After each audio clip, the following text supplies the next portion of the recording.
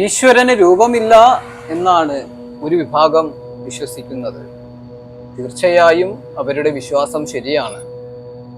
അരൂപ സ്വരൂപമാണ് ഈശ്വര ചൈതന്യം. ഈ പ്രപഞ്ചത്തെ സൃഷ്ടിച്ച, ഈ പ്രപഞ്ചത്തിലെ സർവചരാചരങ്ങളെയും സൃഷ്ടിച്ച, ഈ പ്രപഞ്ചത്തിൽ കുടികൊള്ളുന്ന, ഈ പ്രപഞ്ചത്തിലെ സർവചരാചരങ്ങളിലും കുടികൊള്ളുന്ന സർവവ്യാപിയായ ആ ചൈതന്യത്തെ നാം വിളിക്കുന്ന പേരാണ് ഈശ്വരൻ എന്നത്.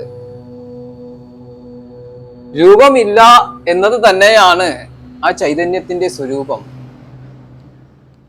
രൂപമില്ലാത്തത് കൊണ്ട് തന്നെ ഏത് രൂപത്തിലും ഭാവത്തിലും നമുക്ക് ആ ചൈതന്യത്തെ സങ്കല്പിക്കുവാൻ സാധിക്കും എന്ന് തിരിച്ചറിയുക.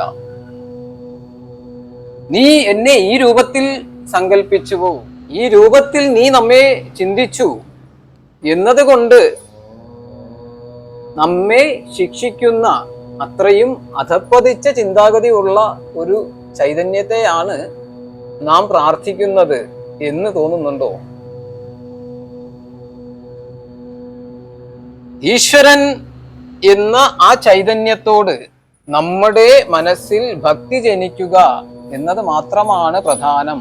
നീ നിന്റെ മനസ്സിൽ ആത്മാർത്ഥമായി എന്തെങ്കിലും ഒരു കാരണം കൊണ്ട് നീ വിശ്വസിക്കുകയാണ് ഈശ്വരന് ഈ രൂപമാണ്, അങ്ങനെ ആ രൂപത്തോടാണ് നിന്റെ ഉള്ളിൽ ഭക്തി ജനിക്കുന്നതെങ്കിൽ അവൻ എന്നെയാണ് ആ രൂപത്തിലൂടെ, ആ ഭാവത്തിലൂടെ പ്രാർത്ഥിക്കുന്നത് എന്ന് തിരിച്ചറിയുവാൻ കഴിയാത്ത അത്രയും അധപ്പതിച്ച ചിന്താഗതിയുള്ള ഒരു ഊർജത്തെ അല്ല, ഒരു ശക്തിയെ അല്ല നാം പ്രാർത്ഥിക്കുന്നത് എന്ന് തിരിച്ചറിയുക. നമ്മുടെ ഉള്ളിൽ ഭക്തി ഉണ്ടോ, ഭക്തി ജനിക്കുന്നുണ്ടോ? ഈ ഭക്തി എന്നത് ആണ് ഊർജം. ആ ഊർജം ഭഗവാനിലേക്ക് ആണ് എത്തുക.